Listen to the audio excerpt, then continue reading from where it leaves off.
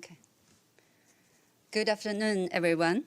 Thank you all for participating in this hybrid briefing. Today's briefing will be about 40 minutes. First of all, Ambassador Zhang Jun, Permanent Representative of China and President of the Security Council for the month of May, will brief you on the Security Council's work in May under Chinese presidency. Ambassador Zhang will take your question afterwards. Now, I give the floor to Ambassador Zhang. Well, thank you, Zhang Jun.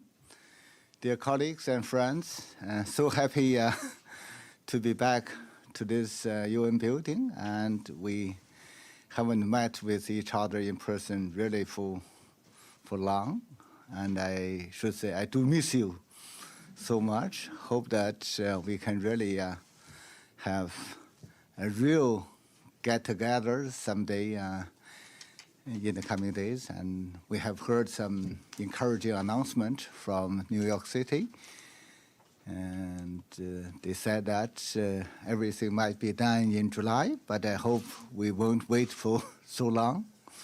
Well, yes, as Yuan Chu introduced, China assumed the presidency of the Security Council from May the 1st, but this is the first working day. And I joked with Security Council members that May started with our International Workers' Day. So we diplomatic workers have to really work harder in May and then to seek some good harvest by the end of May. The Security Council members discussed the program of work for this month this morning and adopted the POW.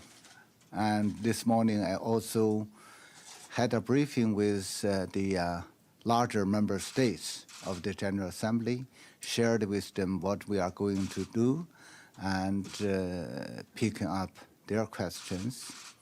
So this is really a busy day for me, and I have kept talking from the early morning till now. Well, I know that you are very much interested about the work of the Security Council. And at the outset, on behalf of the Council and also on behalf of the Chinese team, I wish to extend our sincere thanks to you for your support to the work of the Council and also to your coverage about the work of the Council.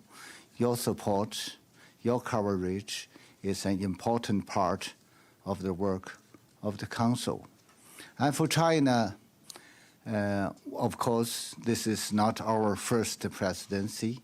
However, we do attach great importance to the work of the presidency, and we fully understand our responsibilities. And for China, we will adopt a responsible, a constructive approach in presiding over the work of the Council for the month of May, and we will try our best to maintain the continuity, the openness, the inclusiveness, the transparency of the Council, and we will stay in close contact with all Security Council members and all member states of the General Assembly and with the other main bodies, making sure that the Security Council plays its role in this month. Well, based on the general work of the Council for this month, and based on the current international situation, especially the situation concerning peace and security, while formulating a comprehensive, holistic program for this month, China also takes the following as our priorities. You might have already got the key message about that, but I do wish to emphasize a little bit further. Well, the first priority will be firmly upholding and practicing multilateralism to support the United Nations in playing a central role. It's becoming more and more evident that in tackling the current global crisis, multilateralism represents the right way out. And we may also recall that in the declaration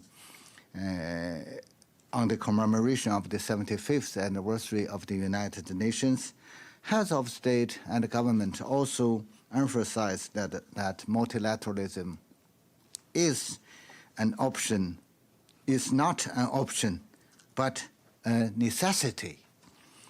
And the United Nations must be at the center of our efforts. This really represents the common aspiration of the international community and points out the direction for the future work of the Security Council. So as the president of the Council for this month, China would like to convene a high-level briefing on May the 7th with the theme of maintenance of international peace and security, upholding multilateralism, and the UN-centered international system. The meeting will be chaired by State Councilor and Foreign Minister Wang Yi, and we have extended invitation to foreign ministers of all council members, and we are glad to know that quite a number of foreign ministers have agreed to participate in this high-level meeting.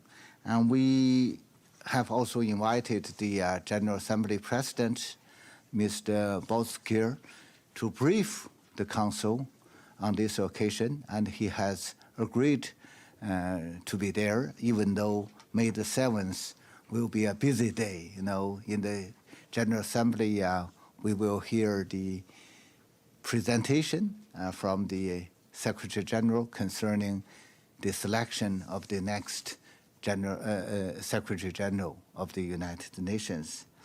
We do hope that with this opportunity, members will have the opportunity to reaffirm our support to multilateralism, to practice real multilateralism, and then to give stronger support to the role of the United Nations and to defend an international system with the United Nations sitting at the center, and also to support an international order based on international law. So we do think that's also a part, since we are still in the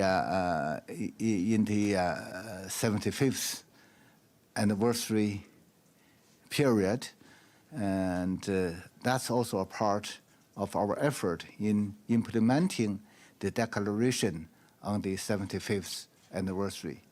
And the next priority for this month will be promoting solidarity and cooperation to fight the pandemic and restore development in conflict areas.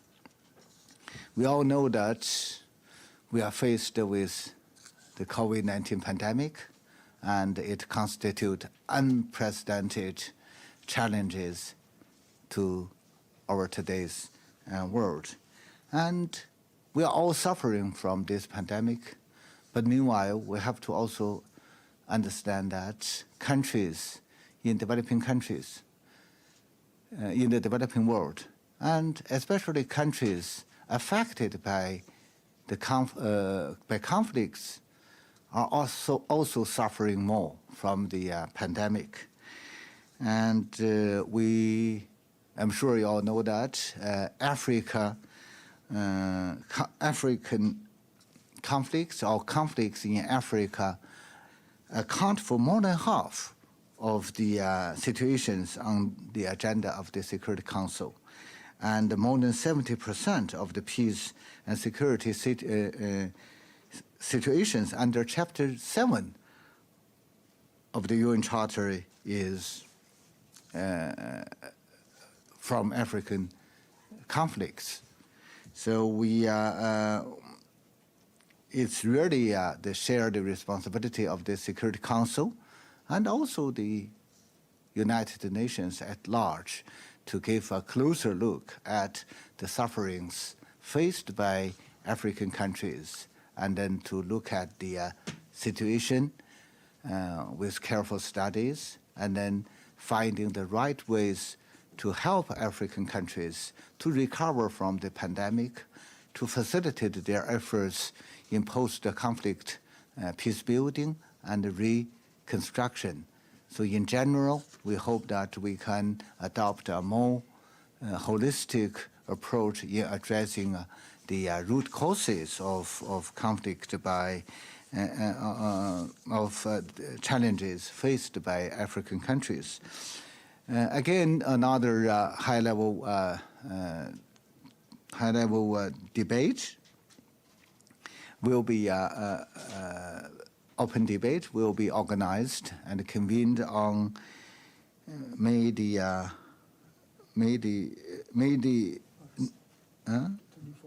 24th. Yes, May the 24th, and it will be also chaired by State Councilor and Foreign Minister Wang Yi, and the Secretary General has agreed to brief this high-level meeting. Oh no, yeah, the 19th. So I thought you are younger than I am. May the 19th, and chaired by Foreign Minister Wang Yi, and Secretary General Guterres will be there briefing the meeting, and the Administrator of UNDP, Mr. Akim Steiner, will be also briefing the meeting. And now we are inviting, consultations are going on with AU, and we are inviting a leader from AU or the African Commission to also to brief the Council on that. That part of briefing will be extremely important. So we do hope that this meeting will provide an opportunity for the Council to better understand the difficulties and the challenges facing Africa and explore how to best help African countries in their reconstruction, in their recovery, in their post-conflict peace building, especially by providing help in capability building in areas such as health, education, and poverty eradication, and also helping them to strengthen their security capabilities. And that will be the second priority for us. And the third one will be abiding by the purposes and the principles of the UN Charter and promoting political settlement of regional hotspot issues. You know, that's the daily work of the Council. You know, as I said, May will be a busy month, and we will have more than 20 meetings, and situations like Bosnia-Herzegovina, Syria, Middle East, Yemen, Iraq, Somalia, Sudan, and issues such as the protection of civilians in armed conflicts are all on the agenda of the Council. Among all these conflicts, I'm sure you also know that with some conflicts, we have got some hard-won progress, say in Libya, and then we need to consolidate the progress we are making. And in certain situations, we have ups and downs and uncertainties. So we need to work harder and to make greater efforts to really towards the peaceful settlement, the political process of these conflicts.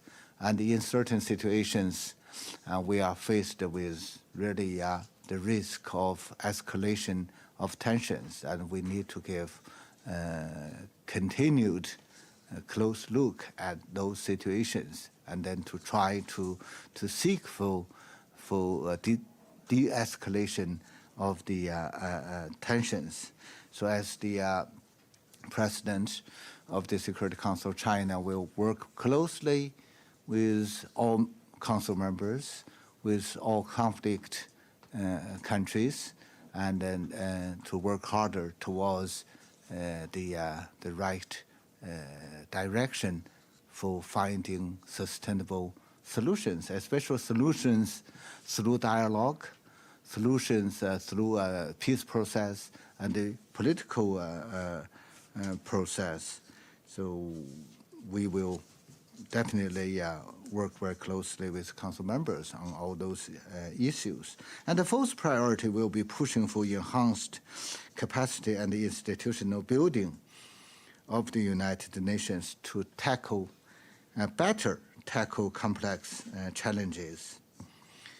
And I'm sure that we all agree that the United Nations, in meeting with the growing challenges, the United Nations also needs to increase its capacity and to strengthen its toolboxes and to strengthen its institutional building so as to further improve its effectiveness and efficiency and to improve its working methods.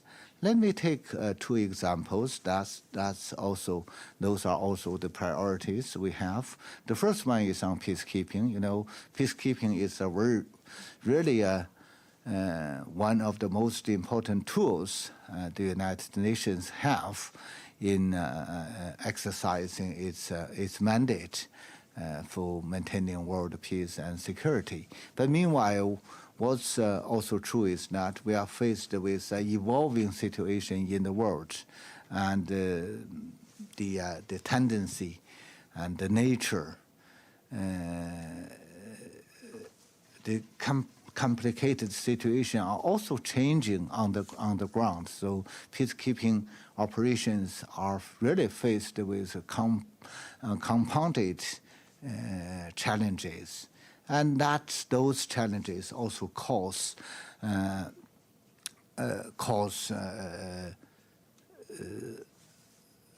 threat to the safety and the security of our peacekeepers. I'm sure you also know the fact that only in this year we have lost 49, or around 50 lives of peacekeepers. You know, in my talks with our colleagues, I told them clearly that, you know, for the United Nations, it might sound like numbers, but for the families who lost their sons, their daughters, and they are losing everything, and the life of the related peacekeepers are really the whole of the relevant families. So we do need to have a closer look at this issue, and China attaches great importance to this issue. And last year, in March last year, under China's presidency, we adopted Security Council Resolution 2518, and this year we will, on May the 24th, we will convene a meeting on improving the safety and the security of peacekeepers. So we do hope that with that meeting, we are able to give a closer look and to encourage the relevant parties, especially TCCs, PCCs, FCCs, to coordinate better on issues relating to safety and the security of peacekeepers. You know, apart from that, and with the initiative of China together with Brazil, Indonesia, and Rwanda. We have also launched a friend of peacekeepers, safety and security. And that's also a step towards the same direction. We hope that with the concerted efforts of all of us, we can give better support to the Secretariat on policy coordination, on information sharing, on pre-deployment training, and on the better equipment of our peacekeepers and better technical support. And that's a part of what we are doing to strengthen the institutional capacity of the United Nations. Another issue will be the impact of emerging technologies. We all know that we are really living in a changing world with the fast development of new technologies. New technologies, while benefiting humankind, we have to recognize that they are also having deep impacts on international peace and security. So that's why the Secretary General has made this issue one of his 10 priorities for the year 2021. So it's important under such circumstances, with the new changes, new challenges, the Security Council takes action in this regard. So for that purpose, we will organize, convene an area formula meeting on discussing on the impact of emerging technologies, which will be on May the 17th. And it will be mainly a brainstorming meeting. The reason why we introduce such an arrangement with a formula, a real formula, is really to keep the discussions open and to invite some experts from the Secretariat and also experts from civil society. We are inviting somebody from the Stockholm Institute. I think the Stockholm Institute, Stockholm International Peace Research Institute, to really brief the area formula meeting. And we do believe that we can benefit from his expertise, from his knowledge in this regard. We are not intended to produce any outcome document or concrete result. The desire is really to have a better understanding on the impact, the linkage between new technologies with peace and security, how in the coming days we can get the United Nations better equipped with new technologies, how we can facilitate the cooperation between and among member states with new technologies, and how to prevent the misuse and abuse of new technologies by those groups, by terrorists, for ulterior purposes. So that's really the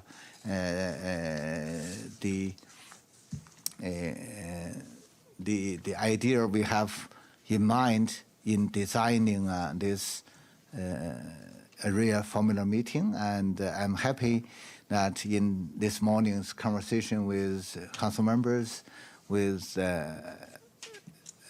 member states of the General Assembly, and this idea, they all give very strong support to this idea. Those areas are, and major events are what we are going to do for this month in reflecting our priorities. But of course, our focus will be always on each issue the Security Council will discuss for this month. And meanwhile, we also will keep not only one eye, but keep our eyes on those issues which are not on the agenda, and then to listen to the views of member states, and then to respond on the basis of the situation on the ground and the calls of member states.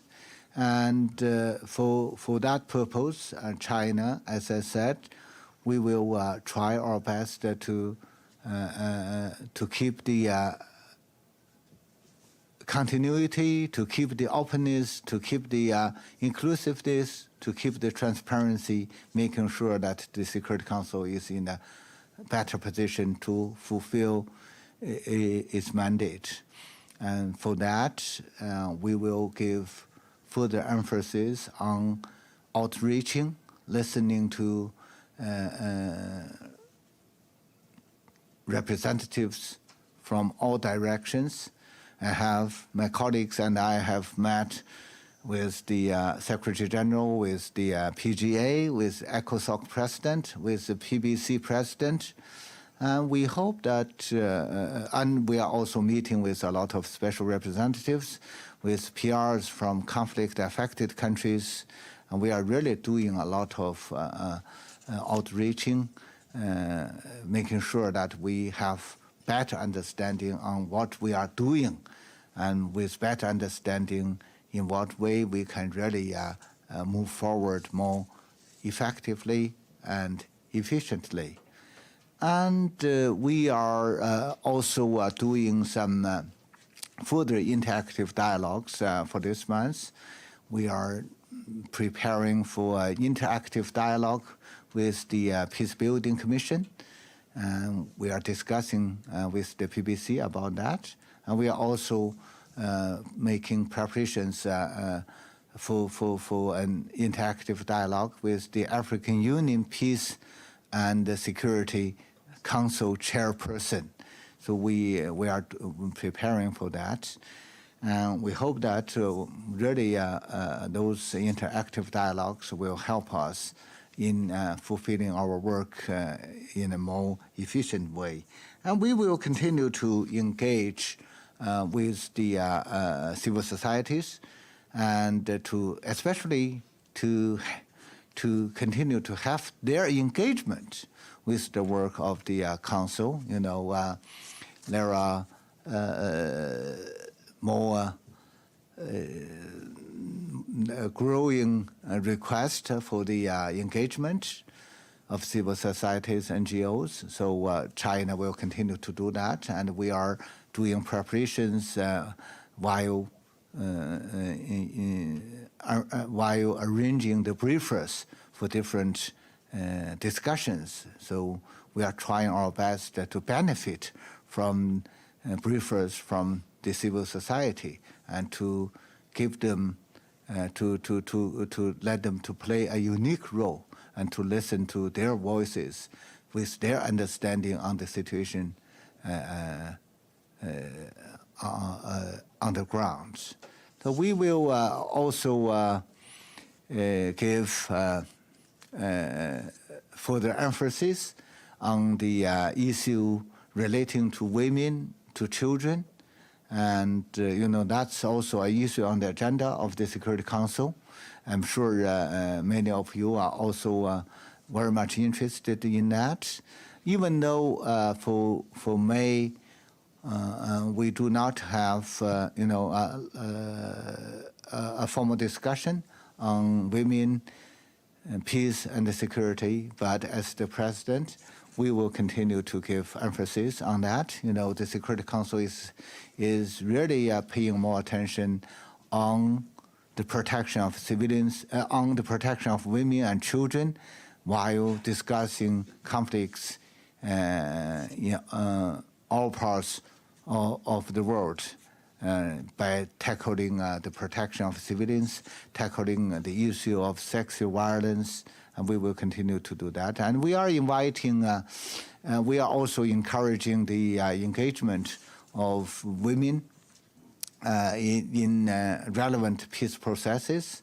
So China's willingness to continue our effort along that direction, and in arranging the meetings, including the briefers, we will also try to make it gender balanced, and that's also a way to reflect our efforts in improving the methods of the Security Council. I know that even I do not mention that, I'm sure questions will be raised relating to coming back to this building. And actually, that's also my strong desire in my conversations with colleagues, and it's really almost the strongest aspiration and desire among all members, and to see the Security Council coming back to this to the council chamber or to other meeting rooms, and I'm giving serious consideration to that. And frankly speaking, it's the presidency's intention really to have 1, 2, 3 meetings in the council chamber. However, we can only do that on the basis of the latest assessment about the situation of the pandemic. As I said, we are happy to hear that New York will be back to normal in July. Unfortunately, it's July, it's not May. So, but we are working on that. We are seeking the guidance from the medical unit, and we have to also seek the guidance from the host city and the host country, and to follow the principle of science-based and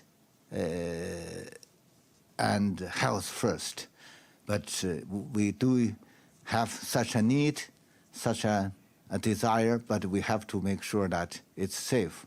So I'm not in a position to tell you whether we are able to do that, but the desire is there. So let's work together. The General Assembly held this morning a meeting on this issue. Once again, we have heard the strong voice advocating for coming back. But meanwhile, we have also heard some other voices emphasizing the importance of prudence. So let's work together on that. Well, that's more or less I wish to share with you about the work, and I do wish to say that be prepared for a busy month. You know, according to a Chinese saying, May is the farmers have little time for idleness, and the month of May is the busiest time. But that's the interpretation with my poor English. It's a Chinese proverb. It's part of a Chinese poem, and in Chinese you can make it very beautiful. But you know, the emphasis, just like what I said, we are in a workers' day. We started with a workers' day, and we are in a working month. So we have to work hard. Only by working hard we can have better harvest in the fall. So and we do look forward to having this strong support from all of you. And I also wish to assure you that China, the office of the president will remain open in the whole month, and we really look forward to working closely with all members of the council, all members of the general family of the United Nations, with all parties concerned, with some good results for this month. I will stop here. I might have talked too much, and I will give the floor to you and picking up some questions. But I'm sure you, with your questions, you all have the answers. Please be kind, by raising questions I'm able to answer. Otherwise, I have to take your question back and then to come back to you and to give you some more concrete answers. I thank you. I will give the power to Yuan Chun again and to see how to proceed next. Thank you, Ambassador Zhang. Now the Q&A session. We'll take questions both from the briefing room and from the WebEx chat box. Yeah. So we also have the. I Yes. thought you are representing all the press here. Yeah, so today's briefing is both online and offline. Okay, thank you. So please raise your hands or leave a message to me and raise your questions. So since time is limited, please focus your question on Security Council's issues. Yeah. Valeria, please.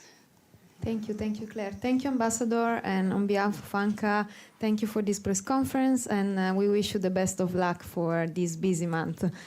So my question is on Myanmar. We have seen a resurgence in recent days, and with several people dead, and also journalists in Myanmar face a humanitarian crisis as crackdown intensifies. So what are the next steps that you are planning to discuss or take within the Security Council during the presidency? Thank you so much. Mm-hmm. Well, thank you, and I know that. Thank you first for helping us arranging this meeting, and thank you for your kind help. And with regard to your question, and what I wish to say is that the Security Council has been following the situation of Myanmar since the start of February. You may recall that the Council have held 4 meetings in February, in March, and also in April. And the last meeting was a closed meeting on April the 30th. And at various stage, the Council focuses on the various situations on the ground. And more importantly, the Council was able to issue full statements in responding to the situation. And also, even more importantly, by delivering these messages, the Council speaks in one voice. The latest meeting was focusing on the diplomatic efforts made by ASEAN. I'm sure you know very well that ASEAN leaders held a summit on April the 24th, and with the adoption of a 5-point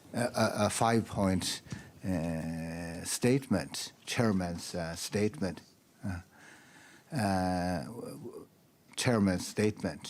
And then the Council invited the Foreign Minister of Brunei Darussalam to brief the Council and about what happened at the meeting, about their discussions, and about the 5-point consensus. And the Council then later on adopted another press elements and welcomed the diplomatic efforts of ASEAN, and they encourage ASEAN and also welcome the 5-point statement, and encourage ASEAN to continue their efforts. We think for the Council, it's the general sentiment that ASEAN's effort represents a new starting point. We do hope that we can see new progress, and we do hope that we can see further de-escalation of the tension. We do hope that we can see more political reconciliation in the country, and with less violence. So I think this moment, at this moment, you are asking what the Council will do. I think at this moment, my understanding is that the Council is mainly emphasizing or supporting the diplomatic efforts of ASEAN countries and of ASEAN, and to support ASEAN to play a constructive role in this regard. And we are also, in the statement, we have also indicated our support to the diplomatic efforts of the Special Envoy. She was in Jakarta when the meeting held last week was there, and she is also staying there, trying to have access to various regional countries and the relevant parties. We also hope that the Special Envoy, Madame Burgda, will also, her diplomatic efforts will also produce some good results. So that's my answer to the question. I think that's the emphasis of the work of the Security Council. But of course, as the President, I will stay in close contact with Council members about what might happen next. Thank you. Next question. Edith from AP. How are you, Edith? I'm fine, thank you, and thank you, Mr. Ambassador, for doing this. And let me say that I'm sure on behalf of all of us, we hope you'll talk to us very often during this coming month.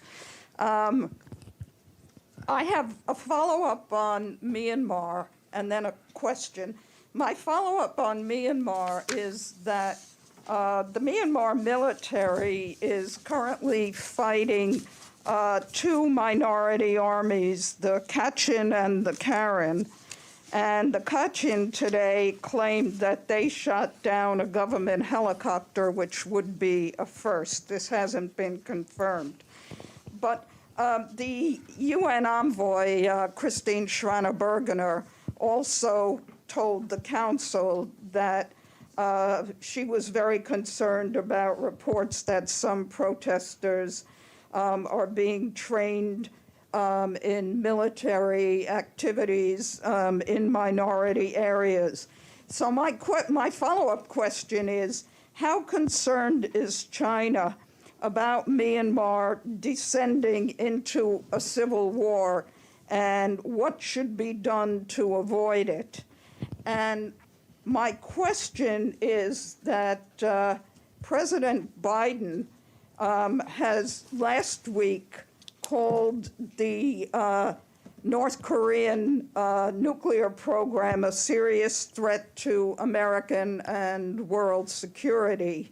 And the DPRK has called that language a big blunder, and said that the U.S. will face a very, very grave situation, and there was the use of the word hostile or hostility. China has always played a very important role in U.S. DPRK relations, and I wonder what you think should be done now. Thank you. Okay. Tough questions. Thank you, Edith, for these questions. I think with your first question, we do have similar concerns. And I have shared with you about what the Security Council is doing. You can see that in the tackling of the situation, and more and more emphasis is on diplomatic efforts. And then why? You know, we do believe that with diplomatic efforts, we can avoid the further escalation of the tension. And then with further escalation of the tension, there will be more confrontation. And with more confrontation, there will be more violence. And with more violence, there will be more casualties. And then we may go further down the wrong direction. It may also mean a chaotic situation in Myanmar and even a civil war. You know, China is a friendly neighbor of Myanmar, and we have our common border is more than 1,800 kilometers. We fully understand the situation in Myanmar. You know, it's a country which is still on its way back to democratic transition. It's a country with many ethnic minorities. It's a country faces the division of different parts of the country. So any wrong handling might give chances to chaos and to even the further tension among not only in big cities, but in the whole part of the country. So I do share your concern, and I do, you know, that's also China's strong position. Whatever happens, we should really be creating a more favorable environment for bringing the country back to normal through and back finding a political solution through dialogues among the relevant political parties within the constitutional and the legal framework. It's mainly an issue relating to the difference on the election. So the political parties should be able to find a solution on that. So that's why, you know, China prefers with more diplomatic efforts. That's why China is also working very closely with the relevant parties, urging them to really to refrain from go extreme, avoiding violence, avoiding casualties, and try to find a solution with dialogue. That's why, you know, the Council is also now giving full support to the diplomatic efforts of ASEAN. You know, ASEAN understands the situation very well as neighbors, you know, and it's also China's view that regional organizations should really play a bigger role in tackling regional situations, because they are really the ones understand the situation better, and they are the ones share a lot of fundamental interest with the situation there. So that's our general position. We do hope that we can, you know, we are also very much concerned about the humanitarian dimension of the situation nowadays. The special envoy has also emphasized that part.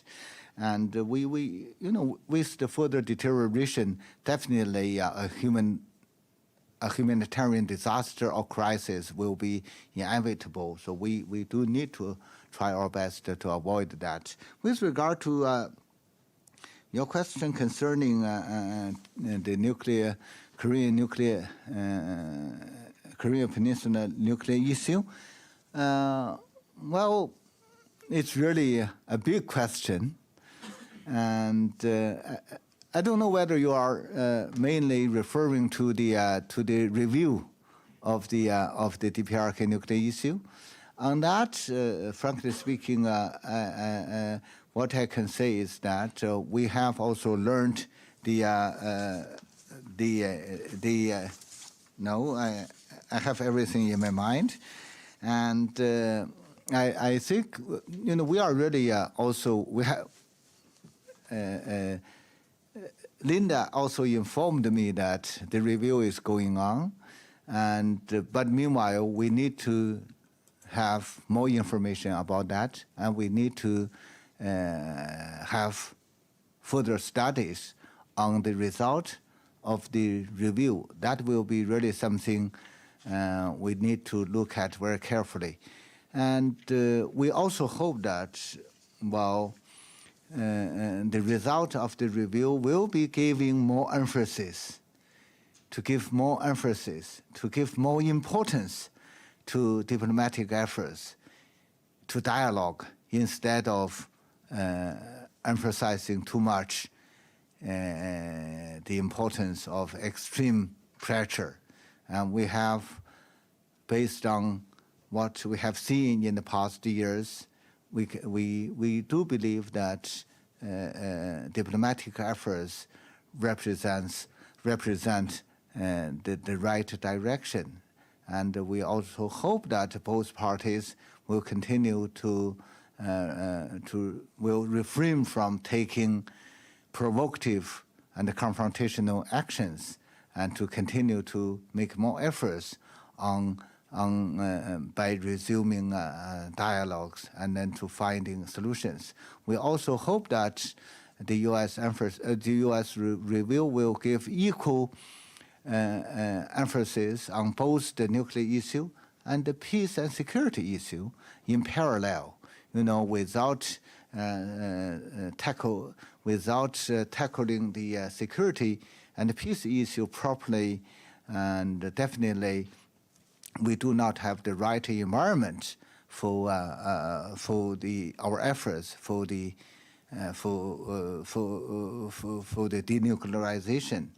So that's why we also it's also China's view that while we are implementing the sanctions imposed by the Security Council, we are also of the view that the Security Council should give due consideration to the adjustment and the lifting of sanctions which are really hindering the humanitarian access in DPRK and making people suffering from the sanctions. We do hope that consideration will be given to the reversible clause provision of the resolution. I do wish to remind dear colleagues that sanction is only part of the content of the resolution. In the resolution, we also have another part, which is the reversible provision. So at certain stage, a timely adjustment will really produce good results with the creation of more favorable environment for the tackling of this issue. And I don't know whether I have answered your question, but those are what I wish to say at this moment. Thank you. Next question, Michelle, please. Thank you. Thanks, Ambassador. Michelle, how are you? I'm well, thank you. How are you? Thank you for staying on to answer our questions. And like Edie said, we hope to see more of you. Just a couple of quick follow-ups. You did mention that on Myanmar, the Council's had a few closed meetings and put out some statements, but it seems a little apparent that no one really on the ground seems to be listening. Would China support any stronger action by the Council on Myanmar, or possibly an open meeting? And on your high-level meetings, will Secretary of State Blinken be attending either of those? Has he confirmed? And just on North Korea, the US has sort of said they seem ready to talk to North Korea, but they're not getting much of a response from North Korea. What has China been saying to North Korea? What do you want North Korea to do? Thank you. Well, with regard to your, let me pick up the easiest one. We have extended an invitation to Secretary Blinken. Should I tell them about that?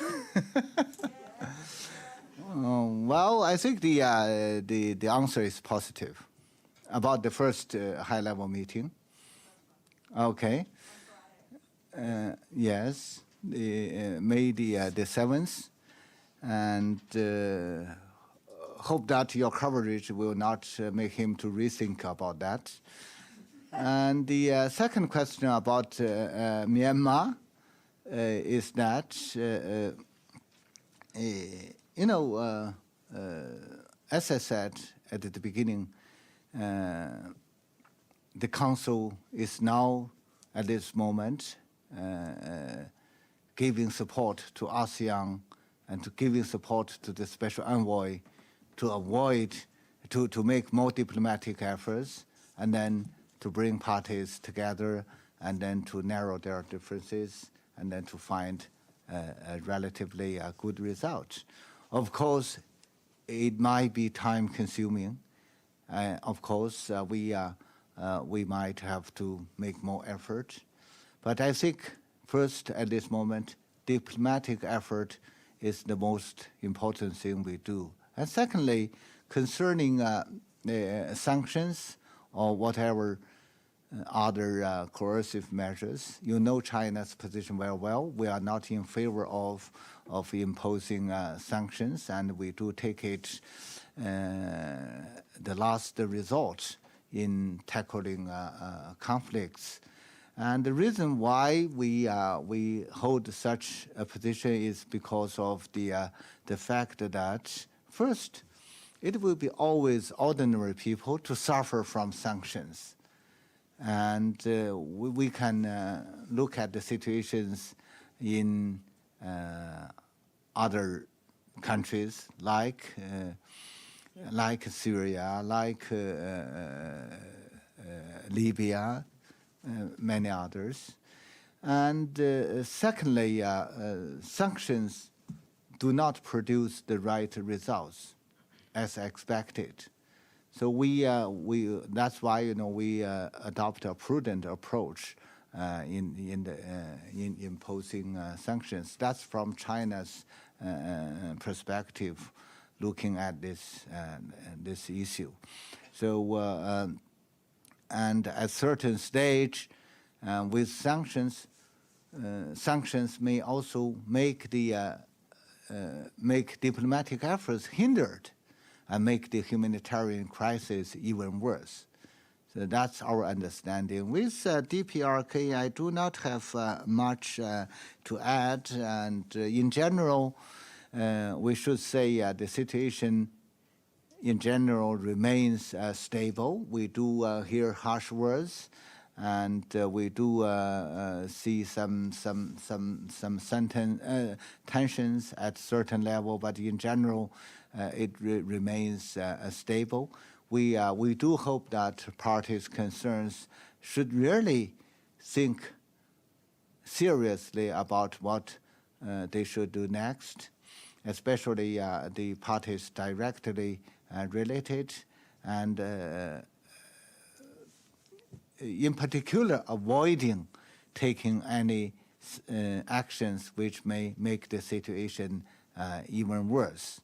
And all efforts should go along the direction of resuming dialogue, making more efforts, walking towards each other instead of walking against each other. Only with that we can find a. Thank you. Next question. Wang Jiangang, Xinhua. Will you present yourself in Chinese or English? English, of course. Okay, thank you, Ambassador. Thank you, Zhang Jun. Ambassador, I have two actually very closely related questions. Now, this year marks the 50th anniversary of the restoration of the People's Republic of China's lawful rights at the UN.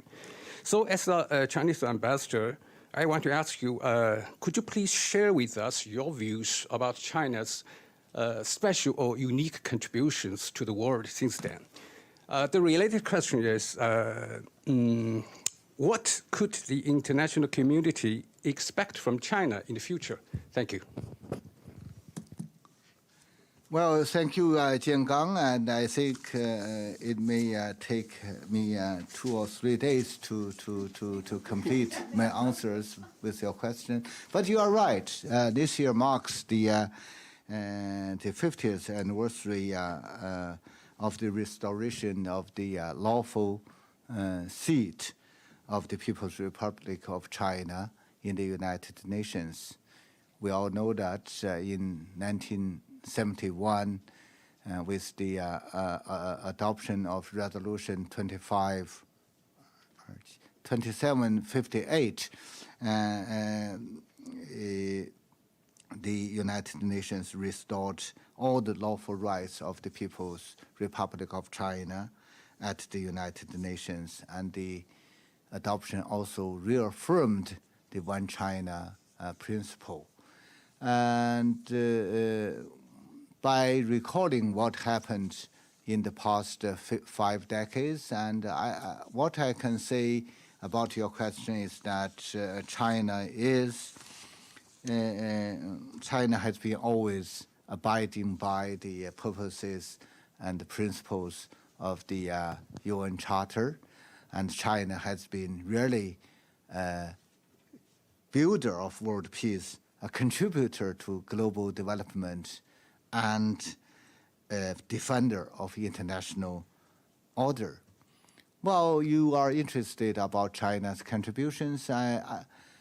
What I can tell is that as one of the 5 permanent members of the Security Council, China has made great efforts in promoting peaceful and political settlement of conflicts and the hotspot issues in the world. And China has been always actively engaged in peacekeeping operations of the United Nations. At this moment, China remains the largest troop contributor for peacekeeping operations, not among all, but only among the 5 permanent members. And China,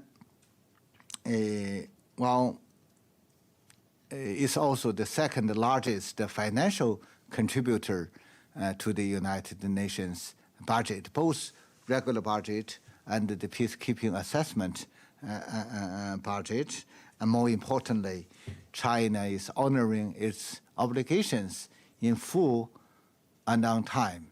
So this year, with my signature, we have paid all the dues for both the regular budget and the peacekeeping budget. And we are really giving full and comprehensive and concrete support to the work of the United Nations. And also as the 2nd largest economy in the world, and China is really making a huge contribution to global development. Our contribution to the economic growth of the world has been more than 30% in the past decade, or even longer than the past decade. I was the Director General for Economic Affairs. I'm very much familiar with those figures. And also in this process, China adopts and pursues an opening up policy, and China provides good access to foreign business to the Chinese domestic market. And many countries are really benefiting greatly from the opportunities of China's development. And China also attaches great importance to the 2030 agenda, and that's an area I was very, very much familiar, and I invested a lot of my energies on that. Take poverty eradication as an example. I'm sure you know that by the end of last year, China has lifted all the rural poor out of extreme poverty by the end of last year. It's not a small number. It's a huge number in the past, based on the hard efforts of the past 40 years. And we are really proud of that. We make the #1 SDG achievable. And China's contribution accounts for more than 70% of the total population lifted out of poverty.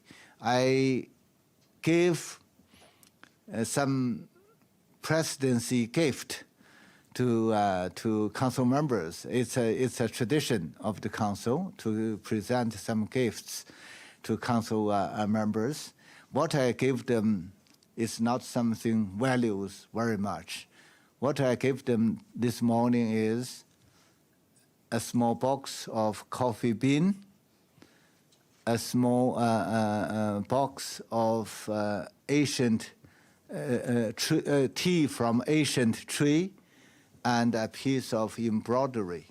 I told council colleagues these are not special, but these are special because these products are produced by the villagers in remote areas of China, namely Yunnan, Guangxi or Yunnan province. Yunnan province. Those small villages, small counties, they are rich in resources, but still they suffered from poverty for the past decades. But thanks to the strong effort of the Chinese government, local government at provincial level, at county level, we really made great efforts in helping them to improve the quality of the coffee they produce, the tea they produce, and also to help ethnic minority women to present themselves with the unique embroideries. And then they know that, and by the end of last year, they were also lifted out of poverty, and they are very proud of that. And they know that I'm the president of the council. They sent these products to me, asked me to convey these products to council permanent representatives.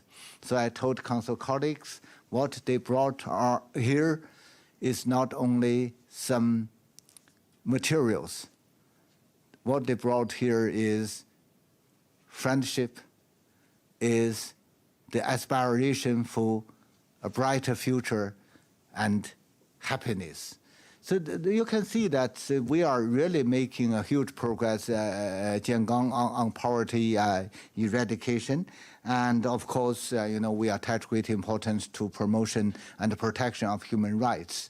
And we know that some friends have different views, but as a Chinese, I witnessed the remarkable progress we have made in protecting and the promotion of human rights, especially the promotion and the protection of human rights of vulnerable groups, women.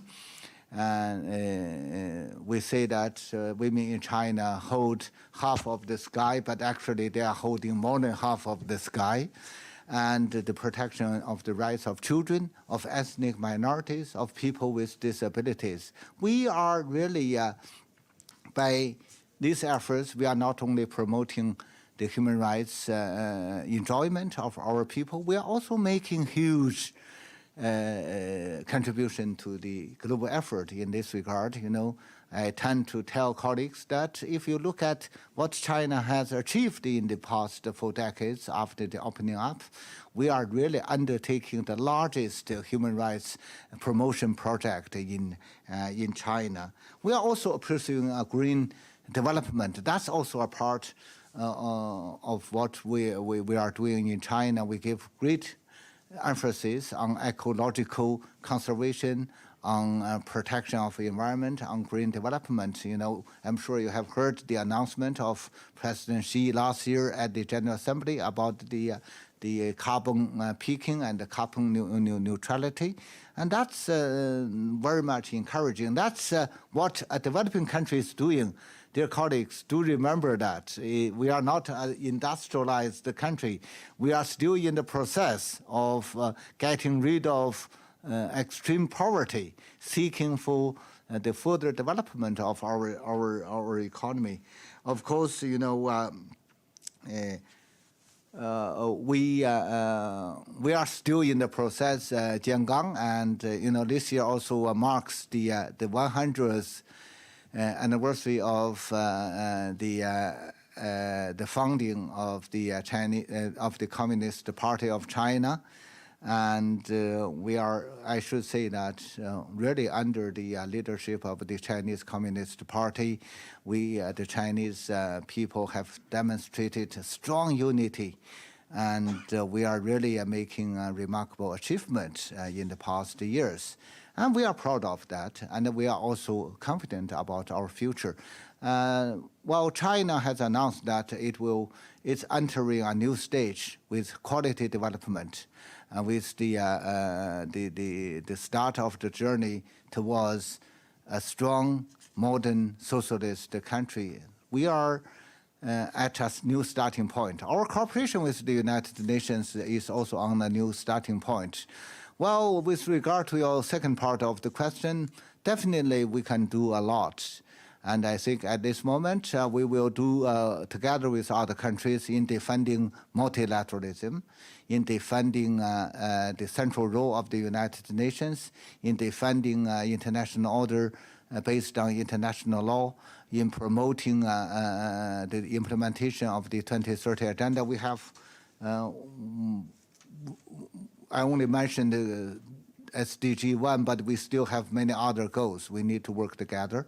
And we also need to work more closely with others, including the United States, on climate change, on many others. So I will stop here, but what I can tell is that we are ready for better cooperation with the United Nations and with other member states. But of course, we do have to remember that China is still a developing country, and what we can do is we should be within our capabilities. Thank you. Thank you. Okay. David, please. David, please. Thank you. Thank you for David, doing this. how are you? David from Bloomberg. How are you?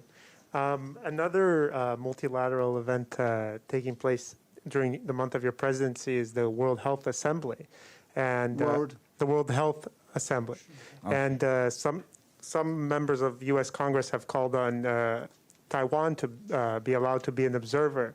I was wondering what your thoughts are on that. Well, David, I think I have touched upon that question by recording the adoption of Resolution 2758, adopted 50 years ago. And that resolution not only restored all the lawful rights of PRC, but also emphasized the principle of One China. And One China principle is really the red line for issues relating to Taiwan.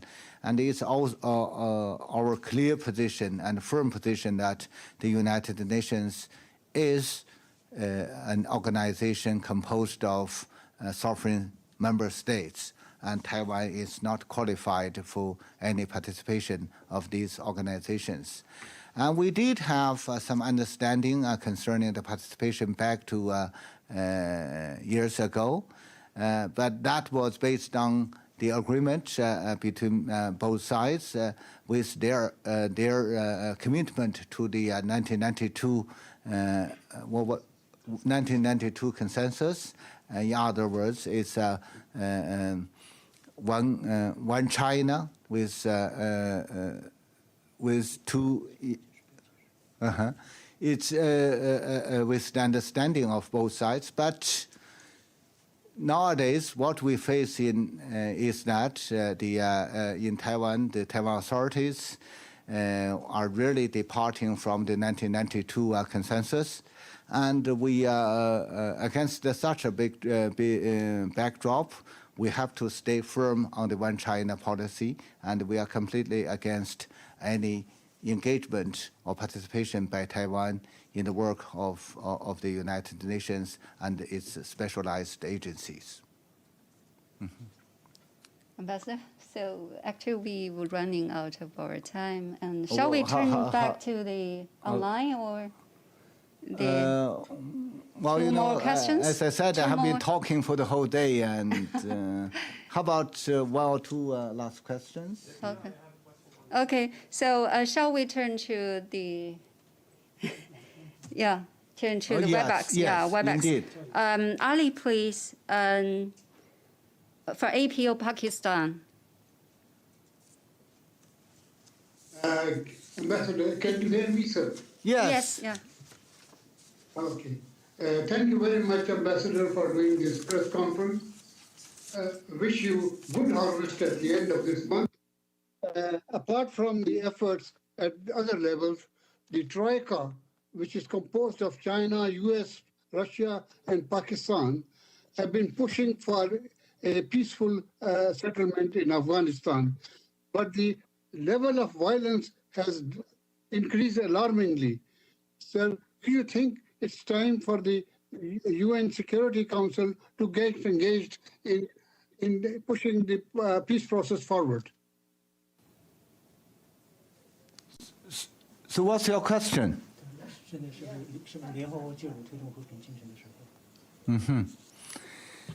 Well, dear Ali, yes, indeed, the peace process of Afghanistan is at a critical stage. And for China, we welcome all the efforts which may facilitate the peace process. We are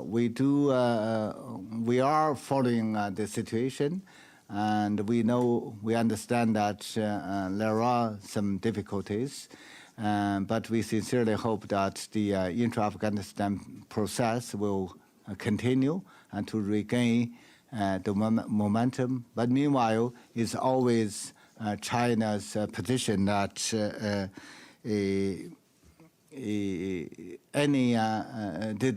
peace process of Afghanistan should be always reflecting or following the principle of Afghan-owned and Afghan-led.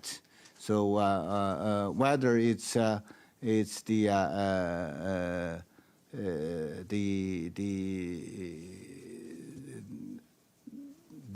discussions among the Troika, or whether it's some other channels, and the principle should be firmly followed.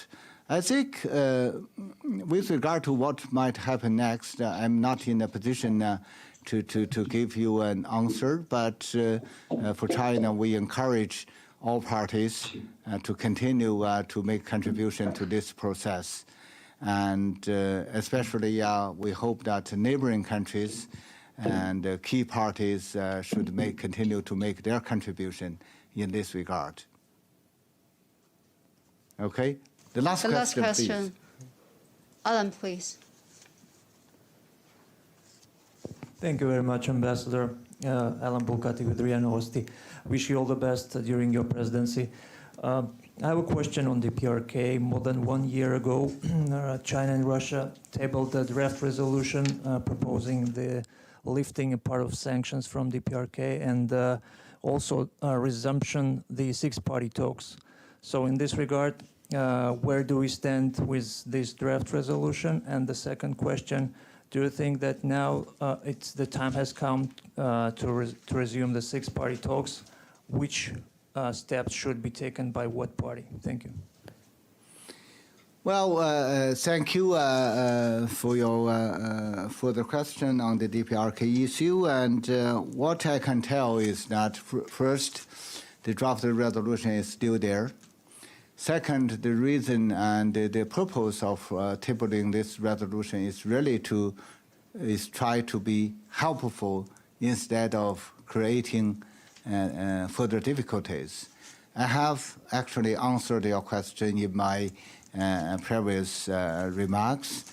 If we look at the relevant resolutions, it does not only contain the sanctions, it also contains elements relating to the adjustment and lifting of the sanctions. And once diplomatic efforts moving forward, we should accommodate the new situation with the adjustment, especially by invoking the reversible clause of the drafted resolution. So that's the thought behind the drafted resolution. So we will really look at the situation closely and see what action will be taken on that. With regard to the six-party talks, I'm not in a position to tell whether it's taking place or not. But in general, I think the direction is there. It's always our view that the parties concerned, especially the parties directly concerned, should really try to narrow their differences through dialogues, through diplomatic efforts. Otherwise, I do not see any possibility of finding a lasting and sustaining solution simply by exercising pressure, whatever pressure it is, but either it's extreme pressure or light pressure. So we do hope that you are right, and talks always represent the right direction. And thank you. Okay. Thank you, Ambassador Zhang. Okay. We have to finish. Could you please send your questions to us through email, and we will also update you on the latest development through both email and our Twitter account, the China Mission to UN. And thank you for joining us. Yeah, we will keep you posted. Wish you have a happy and busy May. Yeah. Thank you. Thank you.